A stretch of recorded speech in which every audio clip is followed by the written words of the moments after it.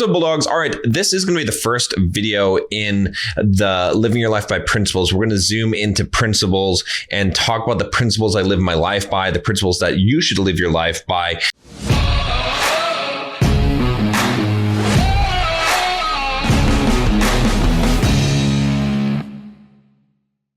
We're going to start off with the first principle here, which is that you should treat others based on who you are, not who they are. I had on my Instagram today, this woman posted, because I had a video about how to not be disrespected in a relationship. If your wife disrespects you, your girlfriend disrespects you. And she was defending herself, saying, maybe if he had not disrespected me for years, I wouldn't disrespect him. You get what you give.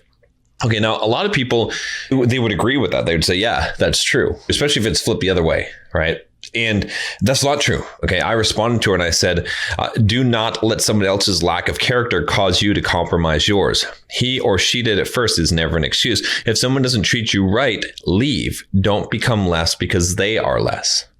There's a lot of people that tell me, don't treat people with respect unless they earn it. People have to earn respect. I've heard that. I've agreed with that before. It's not true.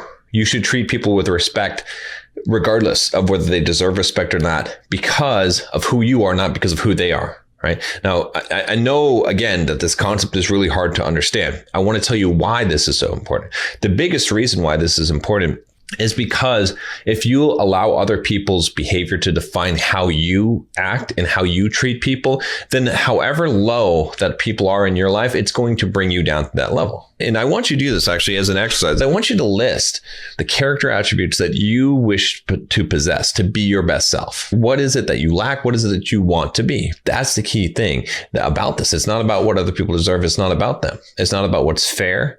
It's only about not allowing someone to make you not be your best self, right? I've talked to several people who said, you don't make me mean.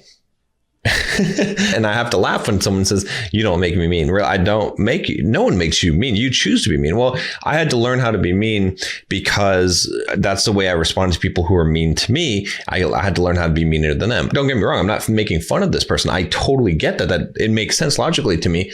But do you see the error in that? Do you see what happens to you when you choose that way? Right? What was the other response? The other response was to not associate with those people, to cut them out of your life, to not be around people that treat you mean.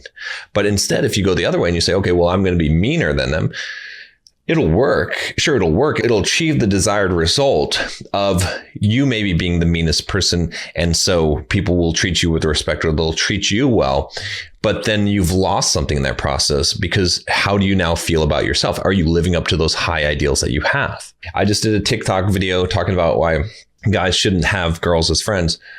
How many crazy, ridiculous people just butthurt, just screaming at me, doing reply videos, just saying all kinds of stuff. And did it make them feel any better to do that? I seriously doubt it. Probably just disturbed them instead of letting it go and letting it be. Let's imagine they did a video and they responded to me and they said, this is interesting, this Bulldog mindset guy. It sounds like kind of a sexist viewpoint. It sounds like you're kind of objectifying women. And this is why I would think this, right? Imagine having a well thought out, like treating me with respect answer, but disagreeing with me.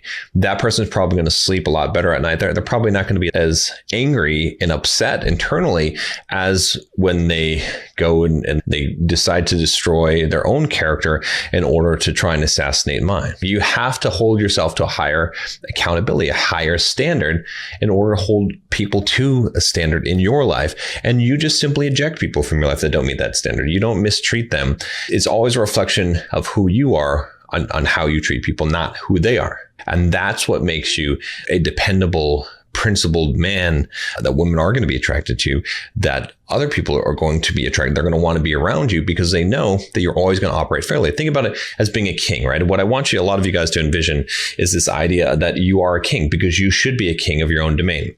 By the way, if you want to know about how to become a high value man, I'm going to continue with this king thing, but I do want to tell you, make sure you check the link down below. Join the Bulldog Mindset membership. There's a ton of great stuff in there. Let me just pull it up for you guys so you can check it out. You're really going to get a lot of benefit from my personal community here. I'm in there pretty often, and we just have a great opportunity here for you to become part of something bigger, right? To become something a part of something valuable, you can just join here in the Bulldog Mindset membership. You can get the platinum membership if you want a lifetime.